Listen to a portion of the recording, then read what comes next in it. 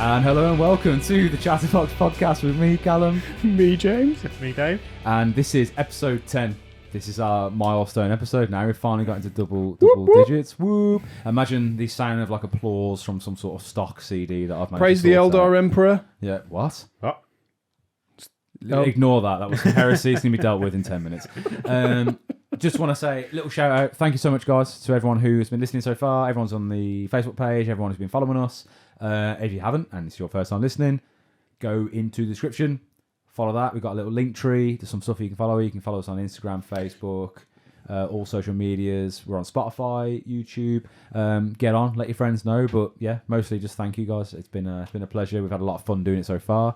We're breaking into a new era now of the podcast with with New Dave. people, new sounds, new equipment, new studio. Yeah. We've actually got some new equipment coming soon. Yeah, we've got some more Yeah. equipment. So we might be branching out to some new things. New things. We've also got some new social media posts that are going to be coming. We're going to increase those. Yeah. Maybe some videos coming out. Yeah. Potentially. Thank you as well, last episode, guys, for your pledges. I hope they're going well so far. I hope everyone's painting away. So, yeah, it's been good. So this episode, as we sort of discussed last episode, was going to be more focused on our game side of things, so maybe some more competitive, maybe things that are, gonna improve hopefully your gameplay and the way things that are gonna, Yeah, so just reiterate, we've got an episode where it's a bit more fluffy, a bit more fun. We'll talk about the painting and hobby side of things, and then episodes where it's more about the gamified, tabletop, list building, all that jazz. And this is this episode today. So what we got, James? What do you want to kick us off with? So having said that, let's start off with the slightly more fluffy things. Okay, and we're going to talk about rumours, but game-specific rumours. So we're thinking, let's start off with the Space Marine rumours. And I know, Dave, you've got some things to say about this one. Oh, the Space Wolves. So I don't know anything about this. No, this was on, is it one of the YouTubers put it up? I think there was a post that was made by Games Workshop. It was an emoji challenge. Oh, this is something different then? Yes. Oh, okay. You're This is talking something slightly yeah, different. this Oh. is different. Okay. So this was, YouTuber does rumours. He went to Warhammer World and noticed that the Space Wolves display has been taken away. That's Yeah. the one. The last time that happened was the Dark Angels, I think, before they were released a new A set. line of So models, the refresh. So now the rumours are that the Space Wolves might be getting ready to take pictures of new models, a new line, possibly new Primarch. Yeah, so there's definitely rumours here with the old emoji challenge, and I don't Yeah. know if you saw this. I did see the emoji challenge. We had it. We had one of our group members actually took a good guess at it, and I was having a look at it, and I couldn't work it out for the life of me. But I can't I remember. think his guess was pretty. Yeah, Yeah, no, that I seems pretty good. thought it was pretty. I'll yeah, it try was and find definitely. it right now. If you guys keep Yeah, Fenris, no wolves on Fenris. Yeah, no walls on Fenris. Something about I don't know. But it was very very good guess, and I felt like it was pretty hot on the mark. But this is also possibly another rumor to essentially The suggest timing's quite. Yeah, so it's all coming out together. It's like, why would they post that? So possibly, Space Wolves coming soon with maybe a Primarch. Okay, I have found the post. So Warhammer 40,000 Facebook page just randomly posted. Guess the Warhammer phrase from this string of emojis. And I mean, go onto our page if you want to see it, but essentially it's like a 4 and a crown. Then there was like a bear, a guy cartwheeling in a hand, and then there's a stop sign, a wolf, a down sign, and a planet. And if you follow all that, I mean, that's going to be hard to follow. Like audio, Listening to the show. if you're listening to the show. But yeah, really, really good guess here by Harrison. So it's the 4 plus the crown was a new Primarch, potentially. Or the 5th Primarch. I'm not too sure. Potential Primarch there. The next one was Bjorn the Fell-Handed. That was the one. Yeah, Bjorn the Fell-Handed. Next one. No wolves on no Fenris. wolves on Fenris. So the whole phrase "no wolves on Fenris." So he suggested something to do with the wolves being attacked on Fenris and no more Fenrisian wolves. So some potential lore around Fenris becoming under attack. Potential Primarch coming back in a clutch moment. Do you reckon that's how Primarchs come back, isn't Magnus? I mean, Thank you. yeah, it kind of sounds like it probably would. I mean, the Magnus- Imperium's been under threat for a while. Yeah. Magnus was in the first Imperium Magnus and war, wasn't he? Russ broke his back. So. No, I mean recently. He was chasing. Actually, no, you don't know this, do you? Because No. this was part of the what was it called? Where the Eye of Terror was created. The Galaxy. I don't know. I can't remember what it's called.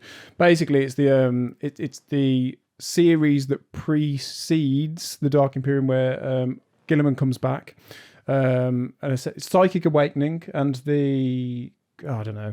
Essentially, Magnus and the Thousand Sons try to intercept. Yvraine was intercepted by dude that's like one of the head Thousand Sons guys. Harry the Man. Ahriman, yeah. Harry the man. Harry the Man. Very good, yeah. And they basically cast them out into like this crazy place, which they then eventually get out of, but get attacked by Kairos Fate Weaver, who's like one of the greater demons of the Zinch greater demons. But essentially, Magnus then attacks I think he almost gets to Terra, and basically fights with Gilliman.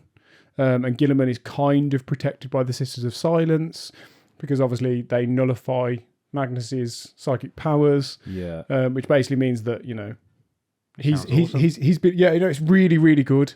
I actually didn't know any part of this lore. to be honest with you. So this is quite very new to me. recent. This is very recent, and basically happened just before I think the Dark Imperium happened. So obviously he fights Magnus first, then goes off and fights Fulgrim? Mortarium. He fights Gilliman. Fulgrim's this back is. in the back in days, isn't it? Fulgrim.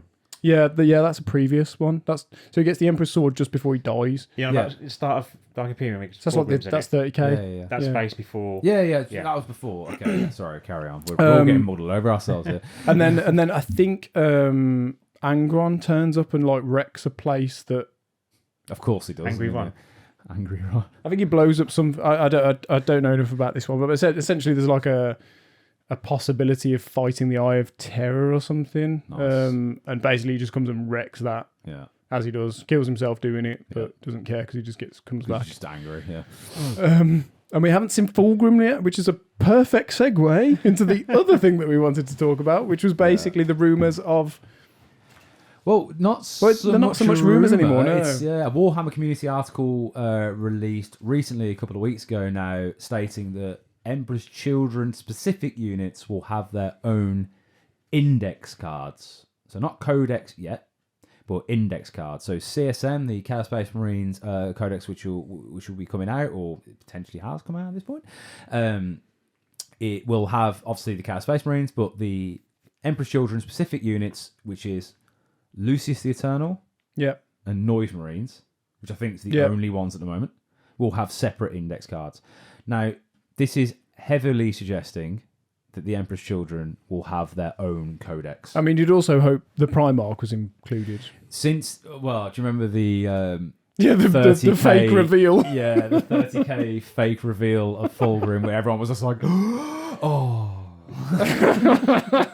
So we had Fulgrim Ascended was released as a model for Warhammer 40k Horus Heresy, which everyone excited. However, was that a strategic play by Games Workshops to drum up a little bit of, It's a bit intrigue naughty of it. around it? And- So obviously, we all know that they worked 3 years ahead, so they clearly at this point already knew that they were going to potentially bring out some Emperor's Children stuff. So, but anyway, so coming back to the rumor, they're having index cards, which obviously heavily suggests that the Emperor's Children will potentially be a faction, which makes sense because now, if Emperor's Children do come out as a faction, that means every major god has its own champion army. So Death Guard for Nurgle, Thousand Sons for Zinch, World Eaters. Oh, right, yeah, I keep yeah, trying. yeah. I get confused. Word Bearers and World Eaters for Khorne, and then of course Emperor's Children for Slanesh. So pretty exciting. James, do you have any predictions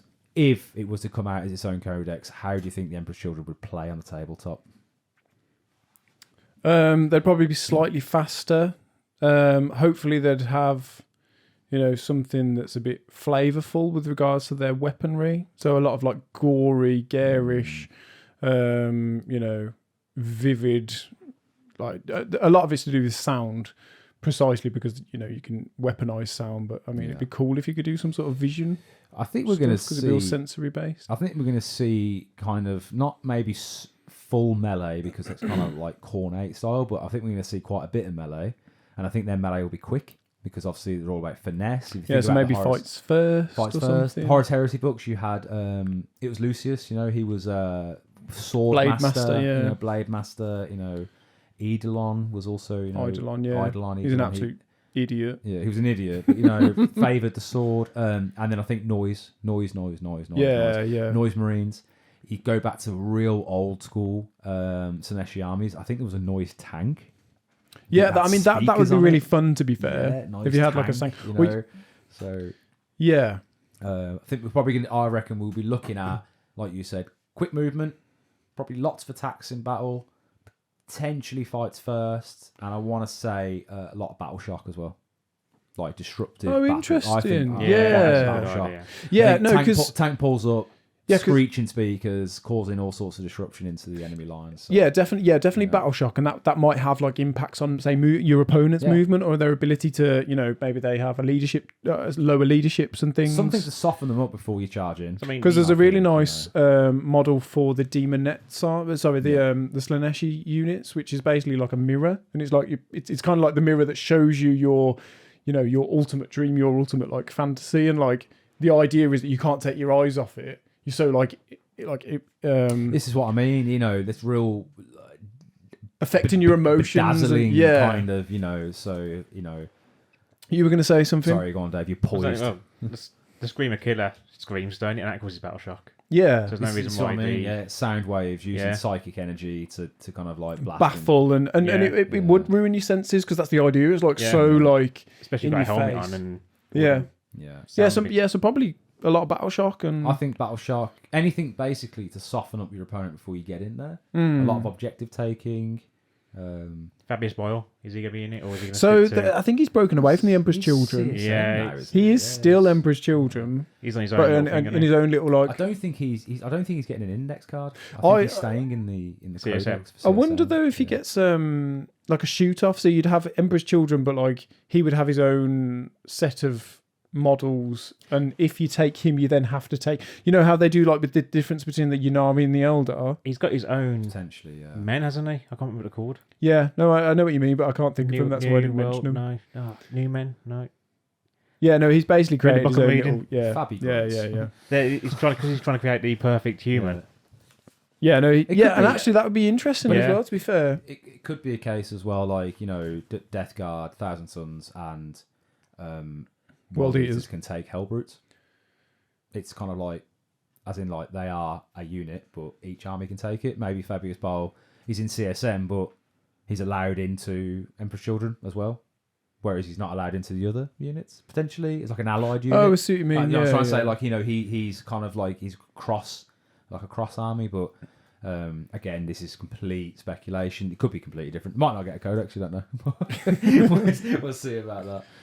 Actually, just before we move on from that, then, so obviously the roadmap of codices is the word, I think, coming up towards the end of the year is the redacted one. So, do you think that confirms Imperial Agents? I think it's highly speculated it's going to be Imperial Agents. Yeah, everyone's saying that, which is a bit of a shame. Because I thought it was going to be. It's a bit of a waste. Yeah, I did think it was going to be Emperor's Children. Yeah, but I think that's too late now, isn't it? They're saying that it's end of the year, if that. And I think it's speculated that Emperor's Children might even potentially be like Death Guard was in 8th edition, potentially be the 11th edition launch. It'll be Space Marines versus Emperor's Children. So potentially towards the end of 10th, the lore might push towards Emperor's Children coming up, Fulgrim rising in a big way. But again, this is complete speculation. So, but exciting stuff. It's always nice to I do quite like Warhammer community when they release these little things. It does get people talking, and and it's exciting. I've been looking forward to Emperor's Children being a faction since I started a couple of years ago. So, should be really good. Yeah, we'll see. No, there'll be a good army hopefully Fingers crossed they do it right, and if they don't, there'll be another edition with new rules. It'll always change anyway, doesn't it? And if you like the models, it doesn't matter anyway. It might be. It's not going to be them, but there's always speculation. Is the Heretic? Heretic. Mm. Is Heretic? Admech. Dark Admech, is it? Yeah. I think What people Dark Mechanicus, was it? Yeah, Dark Something. Mechanicus. Yeah. I think people were speculating that heavily when Vashdor came about, the Archifane. If you make him a god, then it'll be Dark Admech. So imagine he got a god of machine. That's what an evil god of machine. Yeah, because that's what he is, isn't he? Yeah. He's the kind of the god of the forge, isn't he? The kind of hellish forge. James learns more about him than Yeah, Chaos. he's the god of like all technology. I think. Hell forges. I think basically he's used in all forms of any sort of demon tech. So if you merge in the two, that's where they're basically utilizing his skills. But he wants to kind of like turn into a god. I think also he's getting a separate detachment in the CSM Codex. That'd be good. Yeah. I think they're making something around him. I assume very tech vehicle heavy as well. So like Iron Storm in the Space Marine sort of. Yeah, which makes sense. Yeah, an Iron Storm style kind of vehicle buffing, also degrading, auras. Was Perturabo the machine-y Chaos Primarch? I don't know much about Perturabo. I can't remember. I wonder if that would be if they Iron, do make Iron Warriors, Iron Hounds, is that? I think it is Perturabo. I wonder if they bring a lot more machine chaos into it, if he'll pop up eventually. Oh yeah, he will. Yeah. But no, really, really exciting stuff. I can't wait to see where that goes. Anyway, if it does turn that way. So yeah, enough speculation. Yep. Speculation is done. Moving back into reality. Practicality now. We are just coming up to the final few weeks before our tournament, which I'm very excited about, but it's going to be intense. I actually hope we do well. But at the end of the day, it doesn't matter. It's our first tournament, but I'm definitely looking forward to this tournament. I've been practicing for months now. I think what you want to take away from it is perhaps not. The win will be fantastic. Yeah. The biggest thing you want to take away is experience. Really. Yes, definitely. And hopefully it opens more doors to more tournaments and, kind of eases us into that scene, because I think we are going as a doubles team. We're going together because, it's just nice to have a friend around. For the first one. Yeah, because you don't know what you're going to achieve. Like you don't know what you're going to run into, do you? I think I'd like to do it that way. If I was going to go in, it'd be nice to have someone to go in there with, because, I imagine it's not intimidating there, but I suppose when you first enter, it's going to be a little bit, oh God, what? You don't know what to expect. No. It's like with anything, you don't know what to expect, do you? And being tournament, it kind of... I suppose the idea that pops into your head is that it's like, these super competitive, I only care about winning games. Super sweaty, highly meta armors, yeah, and they're just going to crush you and laugh at you. Barred. Yeah. I haven't even used this stratagem. What are you talking about? Yeah, or maybe even cheat against you, and that's stuff that you're not. I'm not interested in that. I don't think anyone's interested in that. Game, don't you? Good time. Yeah. It's fun at the end of the day. By chance, I told you, by chance, I met one of the people who run it. You met one of the people who were running the tournament. The tournament coming up in our local shop. Okay. I was mentioned in the game about the. Isn't that kind of like meeting accidentally Henry Cavill talking to the jury when you're at a court case? Like you're not meant to do it. We're just the guy. Like slipped into 20. The guy was telling me that he's going with his mate. Henry Cavill. He's only played like 3 games since 10's been released. Well, yeah, He's a Lord of the Rings player. Nice. Is he taking Lord of the Rings? 40K. This is my Balrog. Yeah. And everyone's like, okay, we're going to put you over here next to the cornettos. Wait, he was saying the guy's name has not got much experience, so it's nice that the house team is also going to be very chilled and they're just going for fun, playing. It's certainly reassuring, isn't it? It kind of made me feel better when you told me that, because obviously, there is that worry that you are going to come up to against horrible people, and actually hearing that, the tournament organisers are actually, pretty chilled by the sounds of it, and they're just going for a laugh. Doubles are a lot more chilled because you got a friend there as well. Yeah, I think it's like anything. I think you're probably gonna come across like a couple of people who are just a little bit too into it and sweaty. Yeah. And then I think for the main part, it's going to be people like, us guys who are just going there, who want to try and get the experience. You want to win, of course. I always say to people as well, at the end of the day, I know it's a fun game, but it is a competitive game. Yeah. You do want to win. That's why you're there. It's nice to win, but ultimately you're not there to make someone cry. No. Yeah. And to be honest, those games are the worst anyway. Yeah, they're horrible games. When you make people cry. Yeah. I know. I've had it. How did you feel? I mean, you looked all right. You looked pretty comfortable. No, I think you used my tears, didn't you, as like a lube to get the models back into the box afterwards. I remember you doing that. That's what Lamy and Medium's made out of. Just my tears. Packaged and sold. Crimean Medium. Crimean Medium. There's your ringtone, guys. Oh, God, yeah. Sample that. Our episodes are going to get better and better. Yeah. It's going to be me singing about Ultramarines live longer with God. Calfcon. So next episode, James will be singing the theme song. Yeah. Competition's out. What should James sing on the next episode? Anyway, I'm sure we had a point to make. So I would like to touch on something that I found the other day. So me and PJ, my long-time nemesis, we had a... I like how that trumped I friend. did not expect that. we had a game together, and we both commented actually that it was probably the best game that we've had for ever. That's really good. It was, yeah. And I don't mean that in terms of like a game. Yeah. I mean that as in like we were both very civil, very open and honest, and just happy to. It was really nice to play together. It wasn't it was a proper game. Real. It sets the tone for people when James and P get together. Yeah. Okay. You explain. Yeah. This is better. I mean, last time we had that big weekend, and me and Cam were watching you and P discuss this one rule back and forth with word tennis. Yeah. As we were just drinking our beers going up. Yeah. I think what happens is that you're both pretty competitive. You've known each other for a very long time, so there's not a lot of graces. It's not like you're trying to impress each other. Oh, okay, don't worry about it. You both know each other. You know each other very well. You've been friends for a million years. You're both competitive. So when something does come up, one of you will just be like, well, no. And then the other one will be like, no. And then that'll be kind of a back and forth of just like, well, actually, no, I think this. Oh, no, I think this. And it can turn into more of a... It never gets nasty. No. But it can turn very much into a kind of more of like, no, this is the way it's supposed to be. And it can get a little bit more intense. And I mean, it definitely has got nasty before.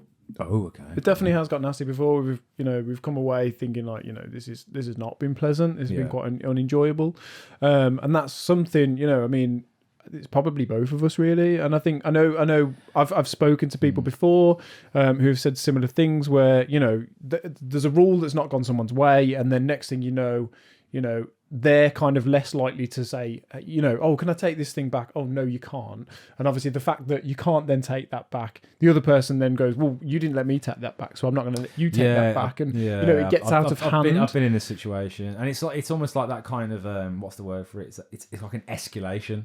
Yeah. So he said that, I say this. Yeah. He said that, I say this. And it's just like a boof, boof, boof, boof, boof. And then next minute, you're not having a very fun game. It's not going very well. So the main point to all of this is essentially, I think maybe there is a possibility that I have, because I've been doing a lot of tournament practice, and even though the emphasis is on winning and getting better, I've actually got more relaxed with my play, and I want that extra difficulty, I want that extra challenge, and stuff that I might question before. I'm just like, yeah, it's fine. That's my perception changing. Is like, this unit's not going to do anything, or I'm throwing this unit away. And I'm hoping that that's also been your guys' experience where we're playing together. I'm just like, okay, yeah, it's fine. It's more like, that didn't work. Fine. Yeah, I'll make it work next time. I'm not going to cry about it. I'm just like, well, what's next? You got chilled because you know your army better now, so you know what stuff does in. Yeah, go your way. You go, okay, I know I can get around this time. Yeah, so either. I'm looking to improve. So, that was a bad mistake. I'm just going to learn from it. I'm not going to let it ruin the rest of our game. And also, realistically, no army is going to ever be you're never going to go an opponent who's just going to be like, oh, I don't actually care.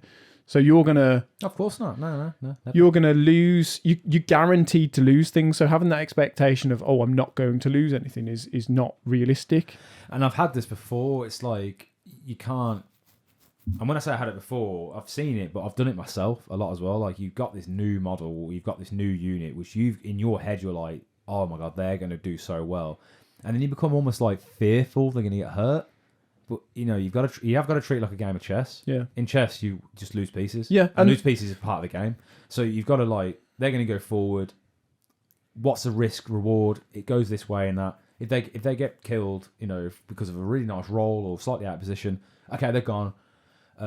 What's my next move? I've still got stuff left. Okay, I've got stuff left. I've got material on the board. What else can I do? Where am I going to go with this?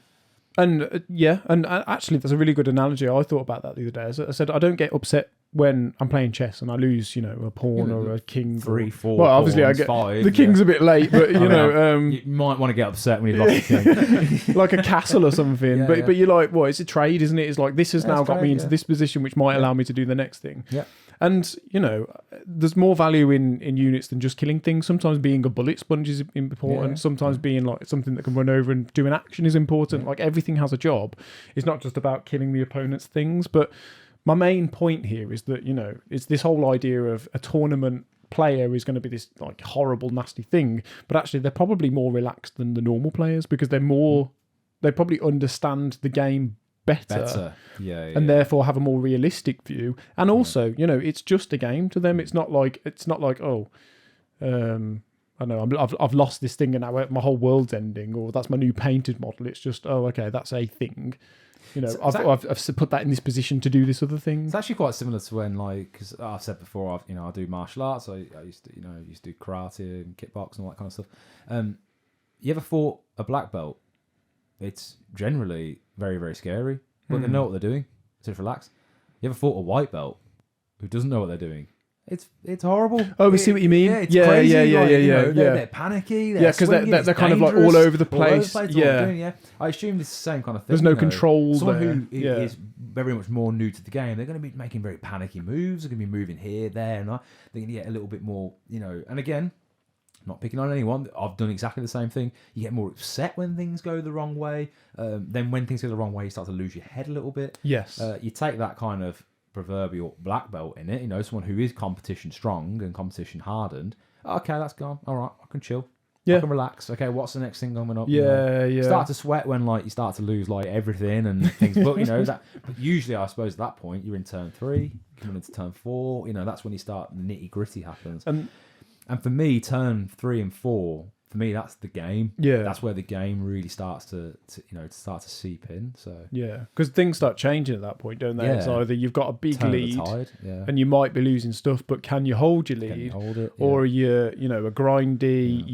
You've had a bit of a slow start, but your stuff's now starting to do a bit better because the opponent's dying, and can you now capitalize on that?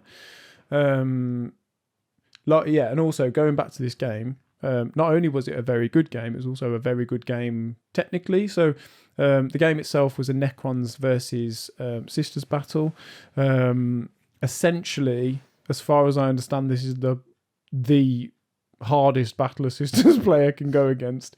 It's the kind of hard lose. You just don't tend to win against this one. It was the Cryptek Court, Cryptic Court or whatever it is. Cryptic Court, essentially, Canoptic. That's it. Canoptic Court. That's we got there. Canoptic Court. We got there. Between 3 of us. Yeah. We're actually a Warhammer podcast. If you believe. we know what we're talking about. So cheers, Pete. Thanks, Pete.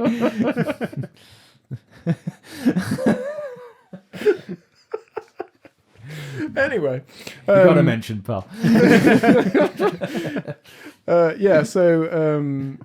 So this was one of the hardest matchups, and essentially I went against this thing and pretty much pulled out towards the end.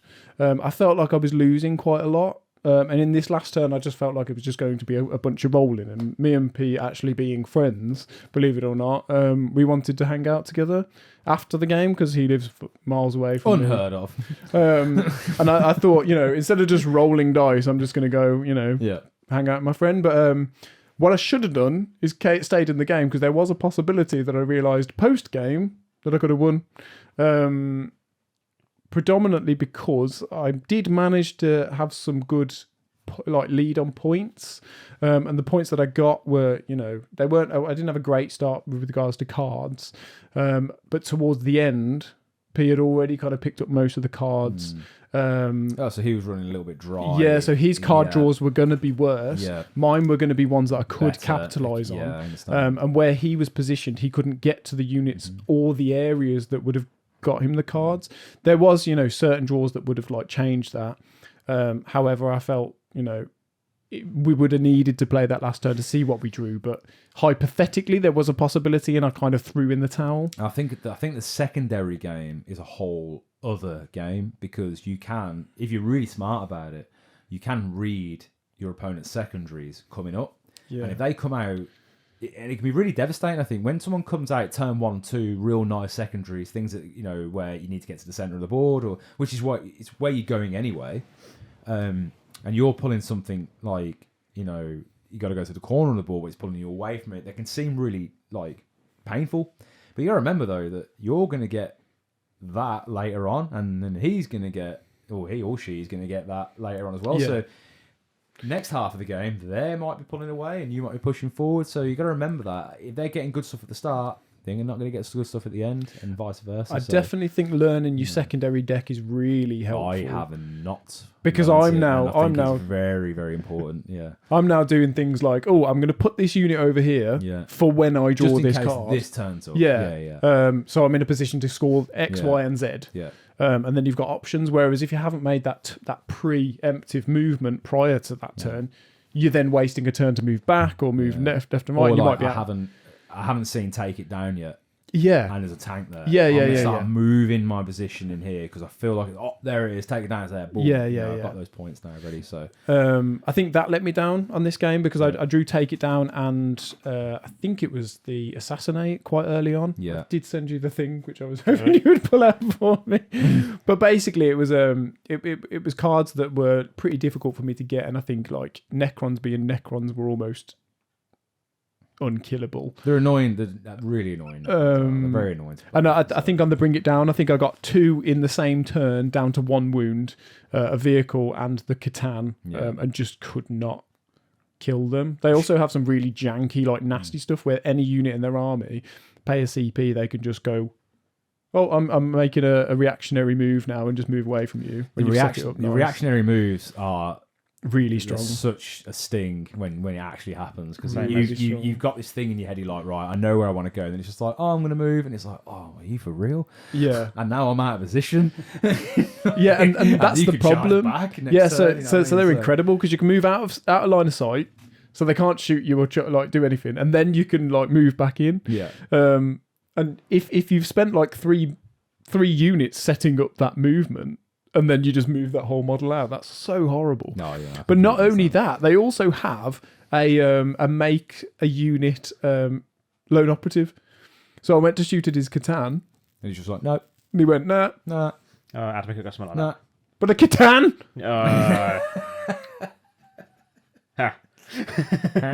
Look, imagine making you're 12 and a half inches away.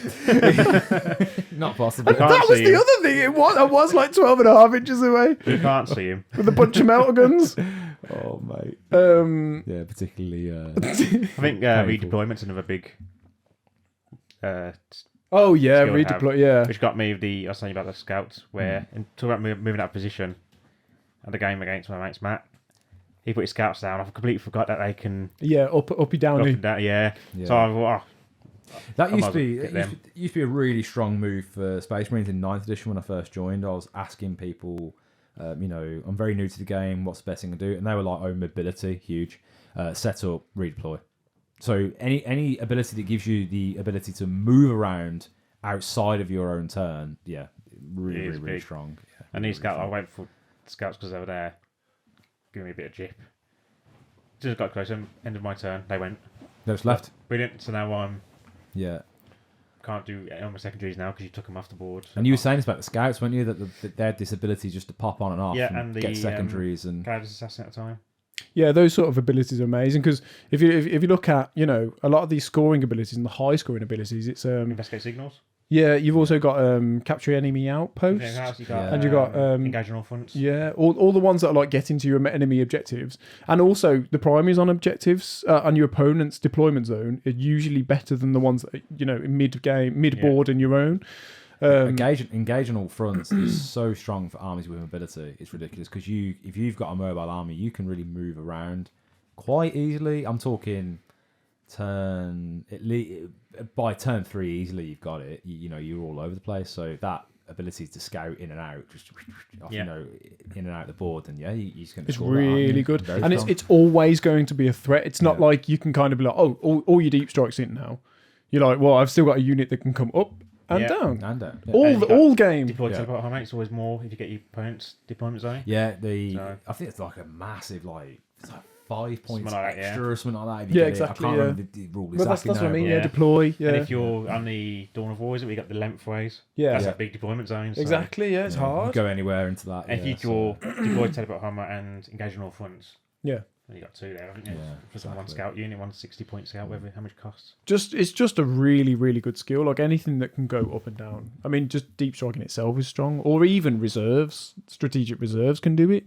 Because obviously, if you've got just something you can walk on the edge, you only need to get to the edge. I remember being really impressed with you two. Was it you two? You were playing against knights, and you two decided to go with fixed missions, and you picked assassin and bring it down. And knights are obviously vehicles and characters. Yeah. So every time you killed a knight, it was both scored. To be fair, scored, that was more P's idea. Yeah, I mean, we can't really take credit for that. Really, but, P, well done, mate. There you go. I've got a really funny feeling that there is a cap to how many points you can get. So we might have done that entirely wrong. James, stop bringing out rules that screws everyone up. Right, we've spent quite a lot of time on this. Yes, move on. So I do want to move on. So we're going to do our rules. Could you bring those rules up for us? So we're talking specifically about rules that may or may not be understood quite well, or maybe a little bit more complicated than we realised. So specific, like a clarification section, I'd say. Yeah. So and this is a section we want you guys to join in with as well. If there's anything that you want us to clarify for you, or go and look at, or maybe give you our understanding of things, we're more than happy to do that for you, because I think it's really important, and it's really nice to understand the rules both from yourself and your opponent's perspective, because of course if you understand them, you're not going to get a gotcha, hopefully. Also, it helps us as well. You might send us a rule that you don't understand, we've never even heard of before, or that you're questioning. It helps everybody, and hopefully it helps you guys out there. Exactly. Now there's 2 I wanted to discuss. One of them being insane bravery. Now, the reason I'm doing the basic core stratagems is because actually they read differently than, when I last read them, I expected. So, starting off with insane bravery. So, this is when battle shock step of your command phase just before you take a battle shock test taken for a unit on your army. So, essentially, that would mean the only time you're allowed to use this stratagem is during the battle shock step of your command phase. So at no other point can you use this stratagem. So if you trip a battle shock test, even in your command phase, if it's not the battle shock step of that command phase, you can't use it. I understand. In addition to all the other times when you take a battle shock test, you just can't use it. So I think this would be more prevalent to say, like my plague burst crawler, when it hits someone, it causes battle shock, because that's within the turn. Yeah. You can't use insane bravery because it's not the battle shock step of the command phase. Yeah. That would be in my shooting phase, so can't use. Yeah. And the reason I bring this up is because, anybody reading these rules, and I say anybody, me being stupid, has read this rule previously and been like, oh yeah, I know what this is. This is just an auto pass on a you glance at it, don't you? Go, okay. I think you just oversight it. You go, oh, it's insane bravery. That works like it did back, yada yada yada. Oh yeah, I can just play this when this happens. But then when you read into it, it's like, oh no, it's this step of this phase at this moment.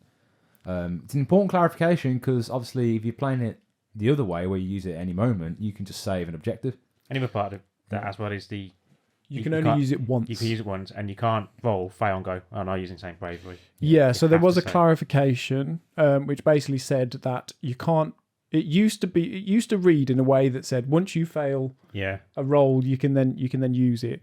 Now it's been confirmed that you can't re-roll. You can't roll first and then use it. You have to decide before you roll. So just to be clear, the target, just to give you the full rules, is a unit from your army that must take a battle shock test.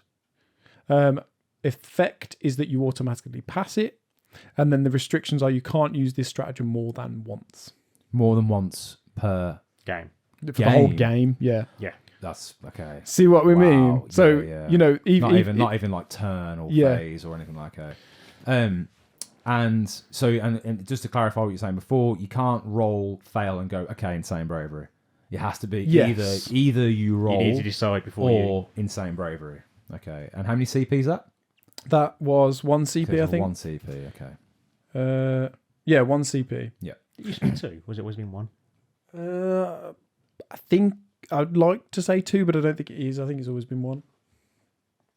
What was it in 9th? Oh, that was all about the running away thing, wasn't it? Yeah, it was a completely different leadership system. Completely different now. I've got battle shock to 10th. Hence why I think you made the comment, you know, we just assume from previous editions, which is correct. In 9th, like, it's it like, was a CP, I failed, so I'm just going to use it right now. Or just go for the CP reroll, which you can do every time. You can use the CP reroll for that.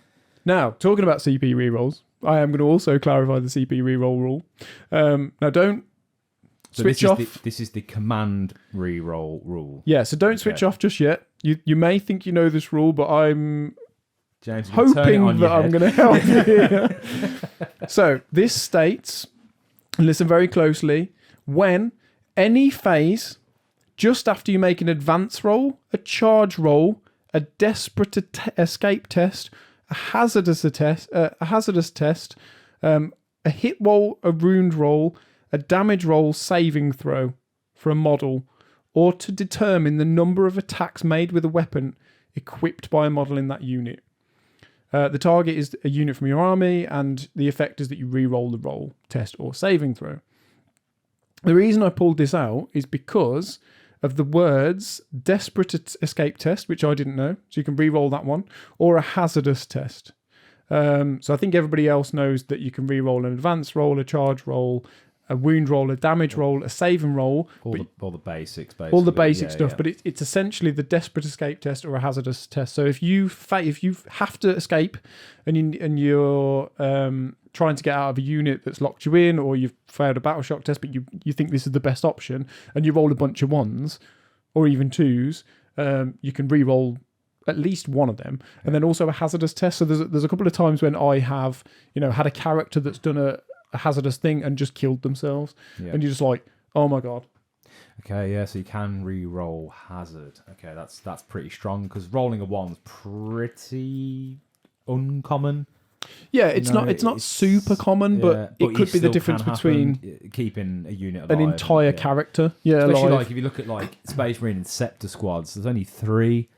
They've got Gravis armor, so their toughness 5, so they're really tough. They fly around, really good movement, good strong weapons. Losing one of them is it's real rubbish, bad, real badly. And also, say for example, you've done a desperate escape test, which I think you do on the disembarks as well. Disembark, yeah. Which basically would mean that say you've got a bunch of like Terminators in there, and 6 of them jump out, and you roll 1-1. Yeah. Hopefully, if you wanted that guy to live, you can then make him live. Full squad ready to go. Yeah, you haven't actually lost anyone. What didn't you say to me? There's something that you can't re-roll with a command re-roll. So it's anything that wasn't stated there. Yeah. So that would be. Oh, we've lost it. Leadership tests, one of them. Yeah. It didn't say that actually. No, I think you can re-roll leadership tests. Yes, it was, because that was also the reason why that is really powerful. The whole, the guarantee. Insane bravery, of course. Yeah, no, you are correct. Yeah, so it says advance roll, charge roll, desperate escape test, hazardous test, hit roll, wound roll, damage roll, saving throw, and the number of attacks made by a weapon. So no leadership. There you go. Which is quite big. Just to clarify as well, let's get real picky with this. Feel no pain, is that a saving throw? No. So you can't re-roll a feel no pain? No. Okay. So again, another important clarification. So just for keeping models alive, that's another. Feel no pain, slightly riskier than a normal saving throw. So I think generally the rule of thumb is that if you have to kind of question it, if you go, oh, can I re-roll this one with a re-roll? It's probably a no. It's probably a no. Yeah. It's not super obvious, and it's probably a no. Yeah. It's probably a no. If you have to question it to your opponent, it's probably a no.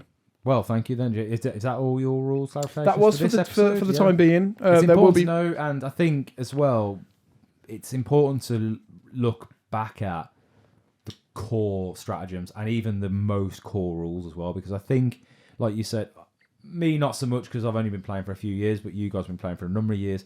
Probably easy for you guys to just look at the core rules and go, yeah, I kind of know that.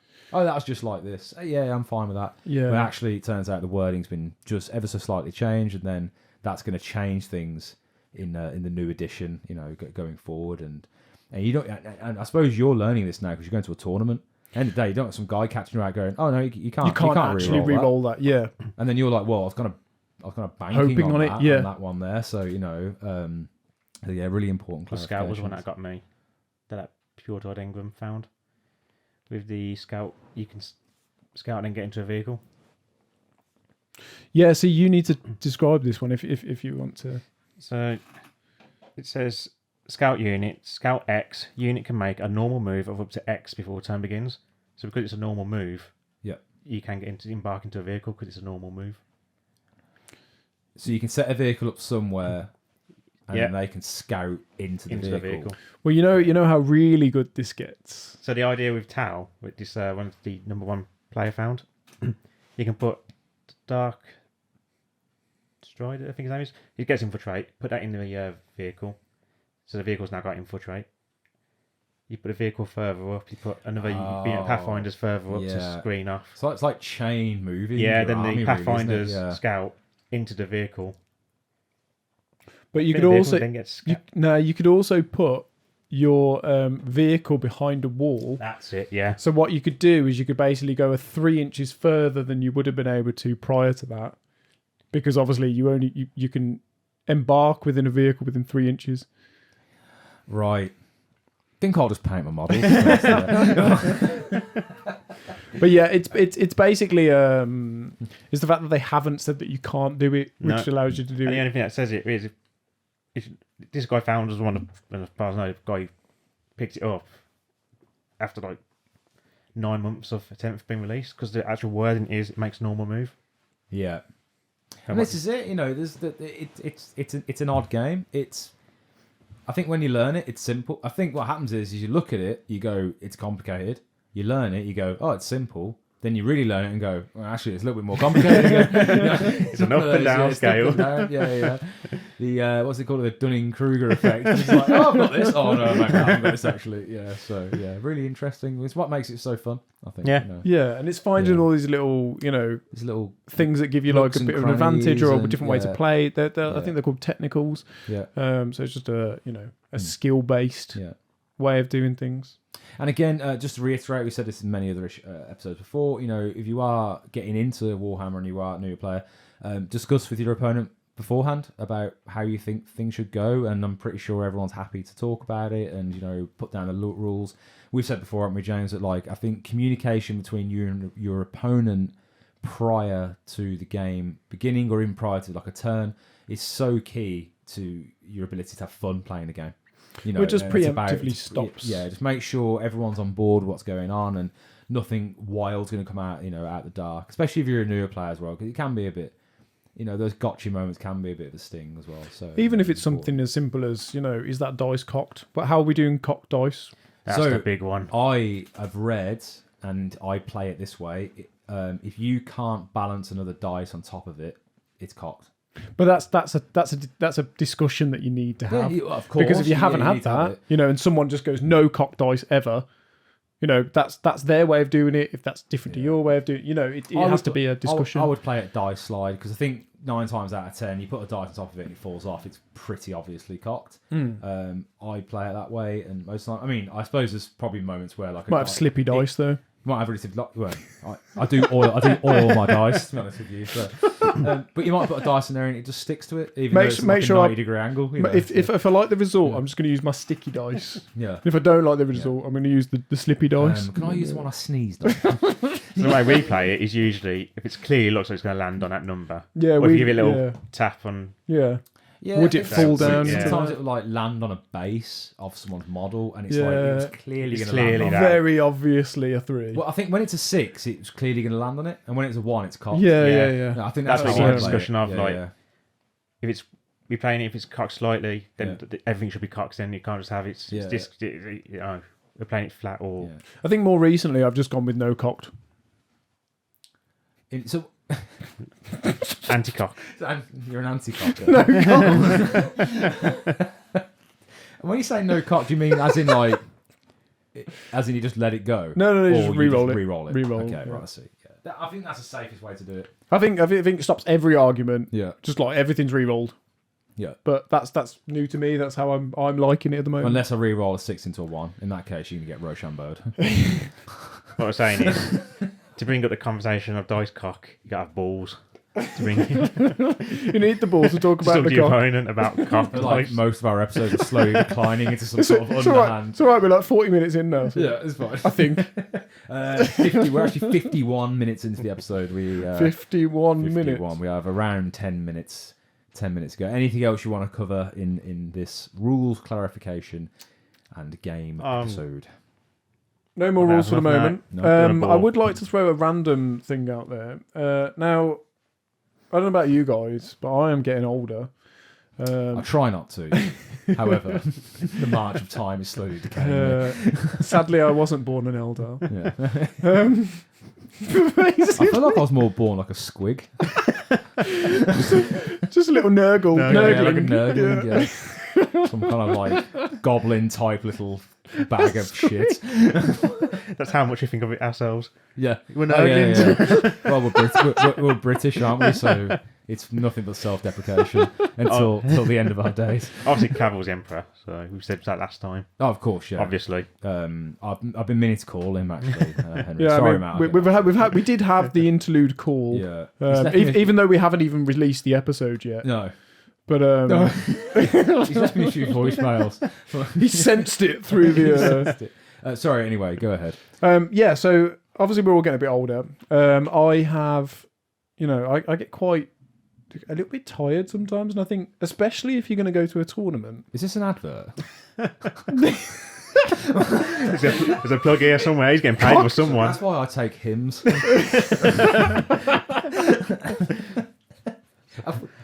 I drink sleep, you bastard. Are we? I'll stop Are we it. making money from this? I don't remember that. One of us is. Jesus. Oh my Is that god! where you got that new car from? He's wearing Gucci. The one with the Herbalife. The one with the Herbalife sticker on the side of it. Oh my word.